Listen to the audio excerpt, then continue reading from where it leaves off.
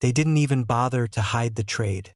Two men by the wagon, one pair of boots in the dust, and a girl no older than 15, wrapped in a sackcloth that barely held on her shoulders.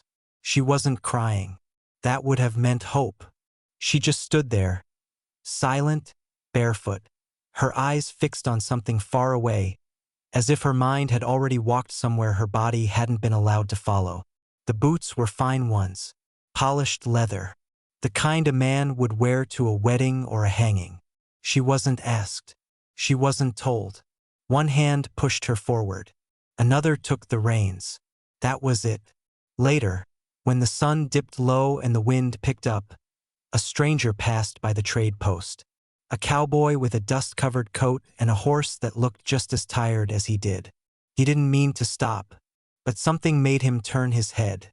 He saw the girl sitting on a crate, alone, holding one boot in her hands like it was the only real thing left in the world. And when he walked toward her, she didn't flinch. She just looked at him, not with fear, not with hope, just waiting for whatever came next. Under the harsh weight of the midday sun, the dust clung to everything it could reach. It lifted with each hoofprint and settled again like ash, coating the wooden railings, the cracked barrels, the scorched grass, and the girl who sat at the edge of the trade post with her knees pulled to her chest. She wasn't noticed, not really. Men walked past her like she was furniture someone had forgotten to bring inside. A shadow beside a crate, a smudge at the base of the wall. Her hair hung in a matted curtain, streaked with dirt. Her skin cracked at the knuckles and raw at the heels. Her clothes had once been white. Maybe. Long ago. Now they carried the color of things forgotten by the sun. Washed out, ghosted fabric that blended into everything around her. Her fingers were clenched around a single boot. Left foot. Good leather. Polished even now. It was too big for her hand, and yet she gripped it like it might keep her tethered to the earth. Around her, the post swelled with movement. Wagons rolled in and out. Men traded sacks of flour for bullets, blankets for whiskey, horses for names they'd long since stopped answering to. Women stood at the windows of the saloon, faces painted, watching. Somewhere nearby, a child cried, not for a parent, not for food, but in the way small children cry when they've realized the world isn't listening. She had been standing when they sold her. They hadn't said it aloud, not in words that mattered. One man had pointed at the boots, the other had shrugged, and then she'd been pushed forward. The new man didn't speak to her. He just handed over the reins and nodded once, as if acknowledging the sky more than her existence. And then he had gone inside to drink away whatever part of himself had just made a trade like that. She hadn't moved. Not right away. She had simply stepped backward, sat down by the crate, and waited. The boots had been left near her feet, as if they were hers now, as if ownership passed both ways. She had picked one up and turned it over in her hands, feeling the grain of the leather, the coldness of the brass eyelets. She didn't try to put it on. It wasn't for her. The wind picked up in the afternoon, pulling loose scraps of paper across the dirt road, rattling the thin wooden shutters of the stable, and dragging the scent of something burning from beyond the ridge. She didn't react. Even the flies that landed on her arms went unnoticed. Her eyes never blinked. Her mouth never opened. She had learned, somewhere along the line, that stillness was safer. Stillness didn't invite questions. Stillness didn't provoke cruelty. If they thought she was broken, they might leave her be. It had been 4 days since she had last eaten. She counted not in meals, but in the shadows that moved across the walls, in the sounds that came with night crickets first, then the rustle of men too drunk to walk quietly. Her stomach had stopped aching. It had become a distant echo, something her body no longer expected relief from. What she missed more than food was water. Her tongue felt like paper. Her lips had cracked and bled 2 mornings ago, and now they simply burned. The man who had traded for her came back once, not to check on her, not to speak, He just leaned against the wall near where she sat, lit a cigarette with a match struck on his boot, and muttered something about the sun being a curse. She didn't look at him. He didn't look at her. When he left, he took one of the boots. The left one. She held the right one tighter after that, like it was proof that she hadn't imagined the transaction, that something had happened to her and not through her. By the time the cowboy came down the ridge road that evening, the shadows had begun to stretch. The heat no longer pressed so heavily, though the dust still rose like breath with every step. His horse walked with a limp, not from injury but exhaustion. The man himself looked no better, hat low, coat frayed at the cuffs, eyes hidden behind dust-streaked lashes. He didn't stop right away. He passed the trade post slowly, scanning the wagons, the porch, the tethered mules. But his gaze lingered when it landed on her. He didn't know why. Not then. Maybe it was the way she held the boot, like it was a question she hadn't asked aloud. Maybe it was the way she didn't move even when others did, as though she had removed herself from time and no one had noticed.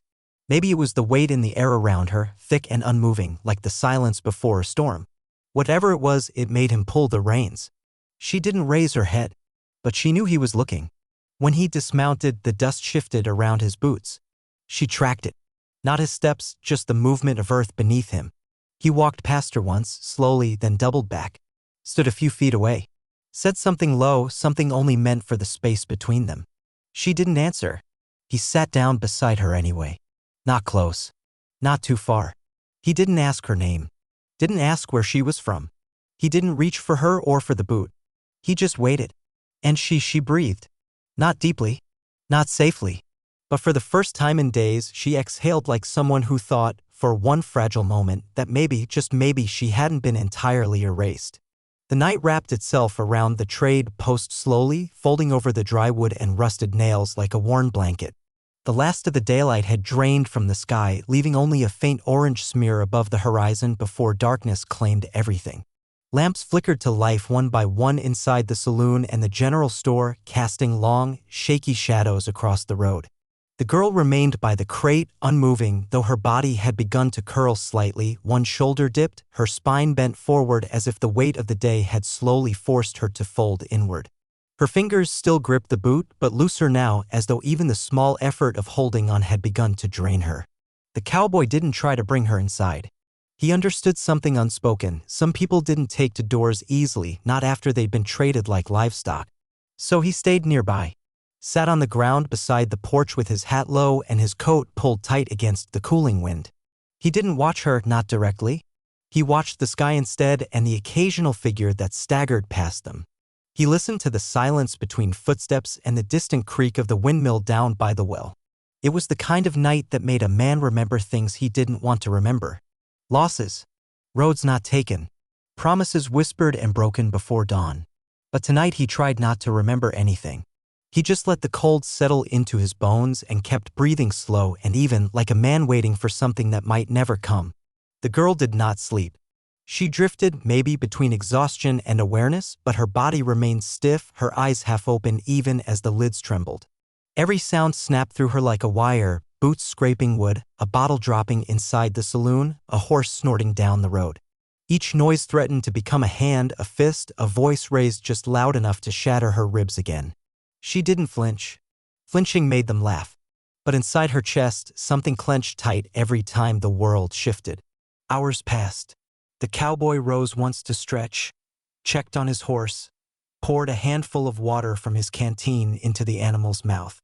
He looked up at the stars as he did, tracing their patterns like someone who didn't need a map to know where he'd been. When he returned to the porch, the girl had shifted. Just slightly. Her head leaned against the wooden post now. Her eyes had closed. Her hand had dropped the boot. It lay by her side like a forgotten artifact.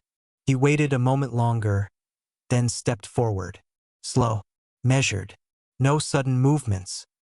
He took off his coat, weathered brown, lined with something coarse, and gently draped it over her shoulders. She didn't move, didn't wake, but her hands twitched once beneath the fabric, as if trying to remember what warmth had once meant. By morning, the light returned shyly. Pale blue seeped into the black, soft and unsure.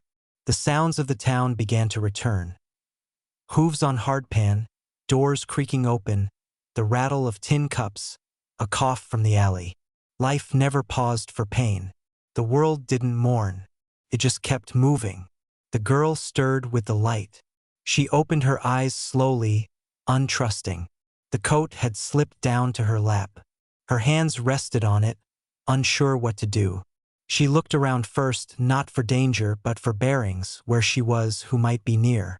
When her eyes found the cowboy, sitting again by the porch, now sharpening a small knife with long, patient strokes, she didn't look away. She didn't speak either. But her body didn't brace this time. Her shoulders didn't rise. She simply watched. He stood after a while and went to his saddlebag, returning with a small bundle. He set it down a few feet from her, unwrapped it. Inside were rough slices of jerky, half a biscuit, a small tin of water. He didn't hand them to her, just placed them on a folded cloth near the crate and stepped back again, giving her more space than a stranger usually did. Took her a long time to reach for it. She did so with cautious fingers, slow as a creature sniffing the air for traps. When she tasted the jerky, her teeth barely sank into it, as if she feared even the food might turn cruel. But after a few minutes, her chewing became steadier, mechanical. The water she drank in small sips, holding the tin with both hands as if it might break. He watched her without watching her. Let her finish. Then he nodded once, stood, and walked back toward his horse. He didn't say a word. She didn't either. But her eyes followed him this time. When he came back with a blanket and a second coat, he didn't offer them. Just laid them near her. She didn't touch them yet. But she didn't ignore them either. That afternoon, the man who had traded her reappeared, squinting against the sun, still drunk. He saw her sitting with the coat around her, food in her lap. He barked something incoherent across the street. The cowboy turned, slow and deliberate, one hand resting on the handle of his knife. Their eyes met, and something passed between them that didn't require words. The trader spat in the dust and wandered off. He never came back. That night, she slept curled beneath the blanket. Not deeply, not safely, but more than before. The cowboy built a small fire in a pit behind the post and sat beside it. She stayed near the crate, but not pressed against it. Her posture had changed, barely. Her hands weren't fists anymore. The stars were brighter that night. No clouds, no wind. The cowboy let the fire burn low. And when the girl finally drifted off, the boot still lay at her side. But the coat covered her shoulders, and the blanket rose and fell with her breath. The dawn of the third day was gentle, like it had been instructed to arrive quietly. The sky was brushed with faded hues of lavender and bone white, the kind of light that didn't hurt the eyes but offered a soft hand to those still curled in sleep. Smoke rose from behind the trade post in thin trails, dancing into the wind before breaking apart and disappearing into nothing. The world felt still, paused between the sleep of night and the stirrings of day, as if holding its breath. The girl woke without alarm. Her eyes opened slowly, lids sticky from sleep and dust. She didn't jolt or shudder.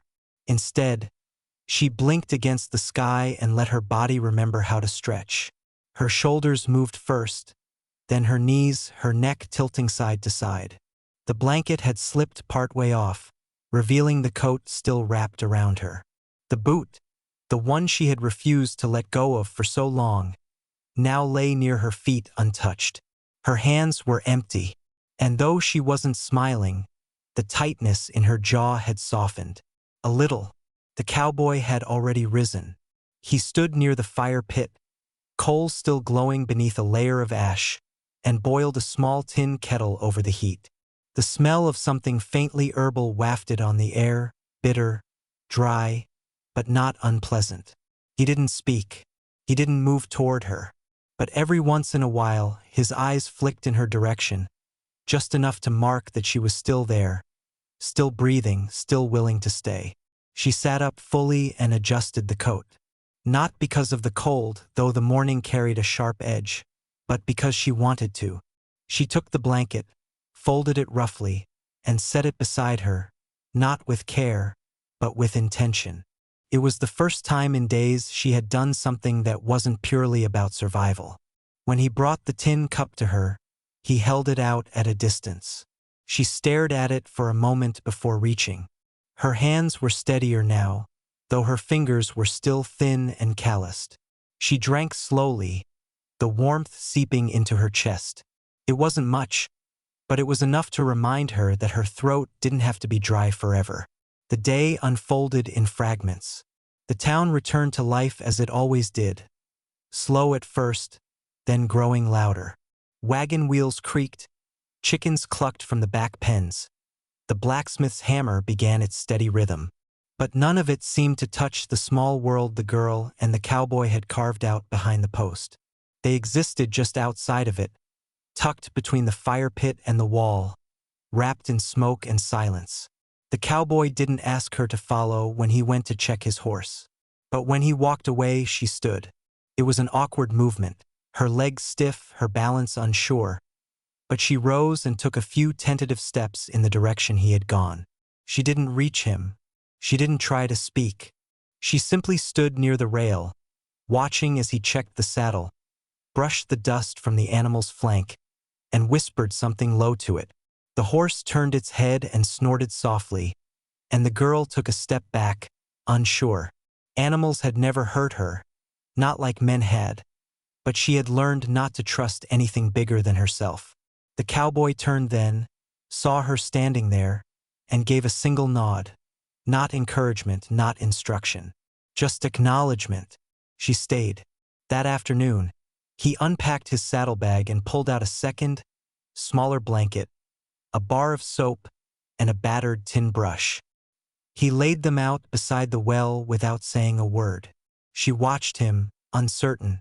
When he walked away, she approached the edge of the well and looked down into the water, seeing her reflection for the first time in days.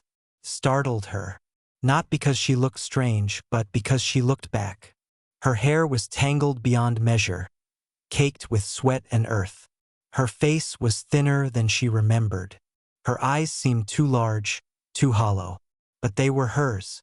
She dipped the cup into the well and washed slowly, awkwardly. She scrubbed her arms and neck, not because she cared how she looked, but because the layer of grime felt like a prison. She didn't cry, not yet, but the act of wiping away what others had left behind felt dangerously close to mourning.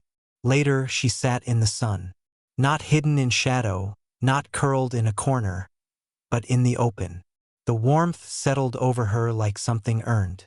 She picked at the ends of her sleeves, tugged threads loose, folded them again. Small things, aimless things, but they were hers. The cowboy returned around midday with a handful of wild apples he had traded from a passing cart. He set one near her, the rest he placed in his satchel. She didn't eat it right away. Instead, she turned it over in her hand, examining the smoothness of the skin, the faint blemishes. Felt heavy for something so small. When she finally bit into it, the sweetness shocked her. They didn't speak, not once, but something shifted between them. A rhythm. A quiet agreement. He wouldn't press, and she wouldn't run. When the sun began to sink again, casting long lines across the dirt and painting the world in burnt gold, he set up camp behind the post once more. This time she joined him without hesitation. She brought her own blanket, sat beside the fire, and watched it crackle. The warmth didn't chase the past away, but it softened the edges. The night deepened. The stars blinked to life one by one. And for the first time since she had been sold, the girl closed her eyes without fear of what she'd see when she opened them. She slept not because she was too exhausted to stay awake, but because her body had finally begun to believe it might be allowed to rest. And the cowboy sat beside her, silent, his eyes on the sky, not to look back, but to keep watch.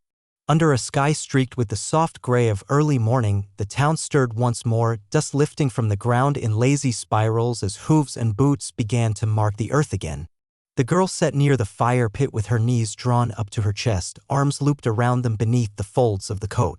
Her hair had dried in uneven waves from yesterday's washing, but it no longer clung to her skin.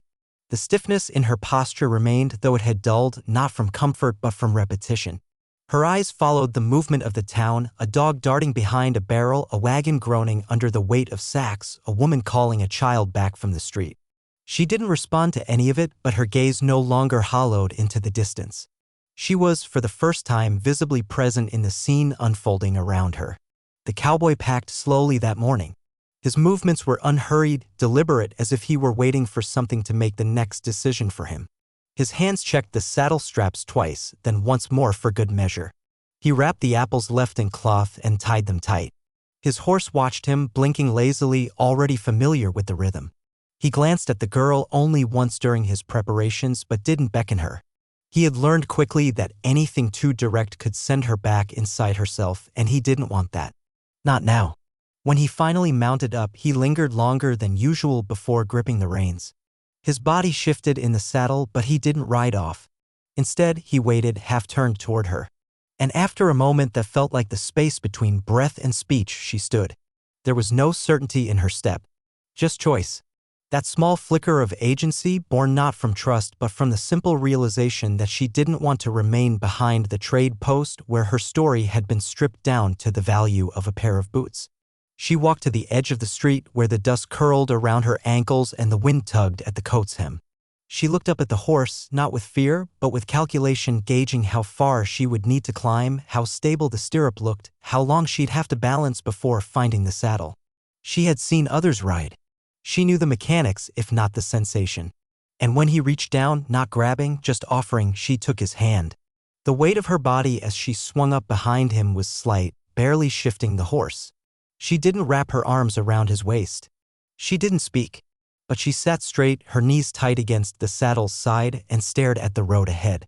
They left the town behind with the rising sun casting golden light across the earth. The houses grew smaller in the distance, the dust heavier, until all that remained was the sound of hooves and the whisper of wind through brush. Hours passed in silence. The landscape unfolded in waves, flat stretches of dry scrubland, pockets of tall grass, narrow streams hidden in gullies. The girl watched it all with careful attention. Every rock and tree was a landmark, every shadow a threat.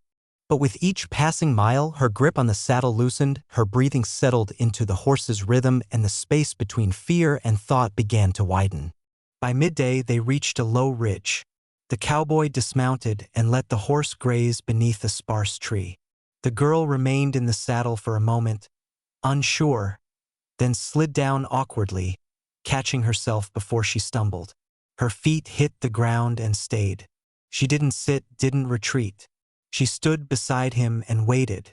He handed her half a biscuit and one of the apples. She accepted them with a nod, not quite meeting his eyes. They ate under the wide sky with birds circling high above, distant enough to seem like ornaments rather than life. That night, they made camp beneath a cluster of rocks shaped by time and wind. The fire he built was small, protected from the gusts that swept through the plain. She gathered twigs without being asked, her hands hesitant but willing. The small tasks calmed her, gave her form in the unfolding of the day. She hadn't spoken once, not even to herself, but her silence was no longer the absence of words. It was her language now, the way she moved and watched and responded to kindness without shrinking from it. She slept wrapped in the coat again, but closer to the fire this time. Not beside him, but near enough to share its warmth. Her breathing was deeper now, slower. The tension in her brow had faded. He stayed awake longer, watching the flames rise and fall, listening to the distant howl of something that might have been a coyote or might have been memory. His gaze drifted to her once more, and for the first time since he had found her, he allowed himself to wonder what her name was, what it had been before it was lost, what she might choose to be called again. The fire crackled once and then dimmed, and in that soft orange glow, the girl slept without her fists clenched, without the boot beside her, without her body curled into itself. She slept like someone slowly remembering what it meant to be alive. Certainly. Here's Chapter 5, written in your requested format, continuing the cinematic and emotionally grounded tone of the story. The morning arrived without warning, slipping gently over the hills and settling into the valley with a hush. The fire had burned to coals, leaving behind a soft glow and the faint scent of charred wood. Dew clung to the edges of the girl's blanket, sparkling briefly before the warmth of day reclaimed it. She stirred slowly, her limbs no longer locked in a protective curl. For the first time, sleep had softened her body rather than hardened it. The cowboy had already risen. He stood a short distance away, surveying the horizon with his hat low over his brow and one hand resting lightly on the neck of his horse. There was a stiffness to his posture that hadn't been there before, not tension, but something closer to uncertainty. Behind him, the landscape stretched endlessly, a shifting patchwork of sand, rock, and sagebrush, with mountains barely visible through the morning haze. She stood, brushed off the dust from her legs, and walked to the small stream they had camped near. The water moved slowly over smooth stones, barely deep enough to wet her palms. She cupped it anyway and splashed her face, rubbing the remnants of sleep from her skin. A single bird called from a low branch, its song thin and ragged, and she looked up toward the sound, blinking against the light. They resumed their journey without words. The trail wound through narrower paths now, where low hills rose on either side, casting cool shadows across their route. The girl rode behind him again, but with more ease, her hands resting loosely on the back of the saddle. Her balance improved. The sway of the horse no longer startled her. She moved with it now, as if her body had begun to accept motion as natural. The cowboy kept his eyes forward, but he slowed the pace. Not out of necessity, but as if he sensed she needed to notice more. The red dust that clung to her boots, the tall weeds brushing against the hem of her coat, the sun dappling through the gaps in the trees that began to cluster more closely now. The air smelled different here, more alive. It carried hints of pine and dry grass and the sharp, mineral scent of earth ready to bloom. By midday, they crested a low ridge, and the land opened in front of them like an unfolding memory. Below lay a narrow river winding through a basin where cottonwoods grew tall and thick. Beyond that, a ranch, modest, quiet, its buildings weathered but upright, the fences still holding their shape, and a thin trail of smoke rising from a chimney on the main house. A windmill turned lazily in the breeze, creaking faintly as it turned against the pale sky. The girl stared at it without expression. Her eyes moved slowly over every detail, the barn with its sagging roof, the clothesline pinned with shirts and blankets, the worn path between the house and the corral.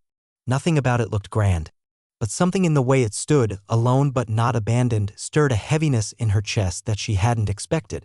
They descended in silence. At the edge of the property, the cowboy dismounted, tied his horse to a post, and removed the saddle with practiced hands. She stayed seated for a moment longer, then slid off with less hesitation than the day before. Her feet hit the dirt with a quiet thud.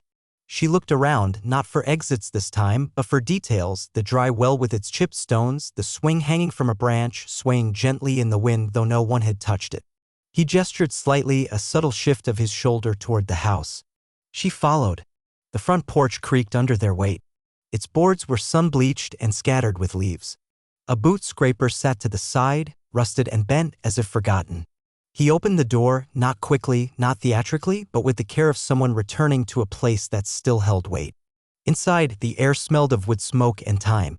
The interior was dim, lit by narrow windows and the flicker of a fire that had burned low in a stone hearth. Dust floated in shafts of light like a memory refusing to settle. A table with mismatched chairs stood in the center of the room. Shelves lined the walls, filled not with riches but with jars, books, and things that had clearly belonged to someone who knew the meaning of keeping. The girl hovered at the threshold. Her fingers brushed the doorframe. She didn't cross fully, not yet. Her breath had grown shallow again, not from fear, but from the weight of proximity. She wasn't ready to be inside, but she didn't leave. The cowboy removed his coat, hung it on a peg near the door, and walked into the kitchen space. The sounds of him moving boots on worn floorboards, a kettle set on a stove, were quiet, deliberate. She took one step in, then another, until her feet rested just past the threshold. She sat on the edge of a bench near the table. Her fingers ran over its surface, tracing the old cuts and stains in the wood. She didn't ask what they were. She didn't need to. She understood now that life left marks, even on things that tried to be sturdy. When he returned with a steaming mug, she took it with both hands. The warmth seeped through her fingers, grounding her. Outside, the wind shifted. A hawk cried out from somewhere high, its wings slicing across the sky. The sound echoed, then faded. The house creaked again, as if acknowledging its newest guest. She sipped the drink slowly. Her eyes wandered. They found a small picture hanging above the hearth, a girl much younger than her, frozen in a moment of laughter beside a woman with tired eyes. She didn't recognize them, but she recognized something in them, a stillness, a pause between storms. When she finished the drink, she didn't put the mug down. She held it in her lap, cradling it like a small piece of something she didn't yet know how to name. And for the first time in many days, she let out a breath she hadn't realized she was holding. The house didn't reject her. It simply stayed. The days that followed unfolded not in grand events, but in quiet repetitions. The kind that slowly knit themselves into a rhythm that felt like life. Each morning, the girl rose just after the first light slipped through the crooked window pane, always before he called or came near. She folded the blanket carefully, straightened the corner of the bench where she slept, and stood for a moment with her hands at her sides, listening to the sounds of the ranch awakening, with settling in the heat. Birds beginning their tentative calls, the windmill creaking against the wind like an old song. She didn't speak. Not because she couldn't anymore, but because there was something sacred in the stillness. Language felt heavy, too sharp, and the quiet between them didn't demand anything. It simply made room. The cowboy moved through his routines with the ease of a man who had built them not out of duty but survival. He mended fences, hauled feed, checked the horses, cleaned tools worn smooth by time. He never looked surprised when he turned and found her beside him, offering a bucket, handing a rag, silently holding a post steady while he hammered. Her presence had become a fact, like weather. She didn't slow the work. She didn't interrupt it. She wove herself into it, learning its rhythm the way one learns a new land, by watching first and stepping lightly. She spent the afternoons exploring the outer edges of the ranch. Not wandering far, not yet, but enough to learn the shape of things, the contours of the land, the hiding places of small animals, the way the sun bent the shadows of the corral posts. She found a patch of wildflowers, bent low in the wind but still bright, and sat there once for nearly an hour, her fingers brushing over each bloom like she was trying to remember something old and buried. She never spoke of the trade. The boots were gone, left behind somewhere between the town and here, like a symbol shed. She didn't ask about the past, and he didn't offer his. But in the way he sometimes paused while chopping wood and glanced toward the horizon, or the way she froze at the distant clatter of hooves, the silence whispered the shape of old wounds. On the sixth evening, rain came. It started slow, almost apologetic, as if unsure of its welcome. The sky darkened into deep blue, then indigo, and the air grew heavy with the scent of wet earth and old timber. Inside the house, the wind rattled the window panes and the fire cracked sharply in protest. She stood near it, arms wrapped around herself, not in fear, but in memory. Rain had once meant danger. It had masked footsteps, covered cries, made escape slippery and difficult. Now it only meant water and warmth and the chance to listen. He brought her a wool blanket, dry and thick, and she took it without hesitation. She sat on the floor that night, close to the hearth, knees pulled up under her chin, and stared into the fire as if it could explain something she didn't know how to ask. The cowboy stayed nearby, fixing a bootstrap, polishing a bridle, checking an old rifle with movements that were more habit than necessity. He didn't speak. She didn't look at him. But in that shared silence, something softened again. Lightning cracked once outside, brightening the room with a sudden silver flash. She flinched, not violently, just enough for her shoulders to twitch beneath the blanket.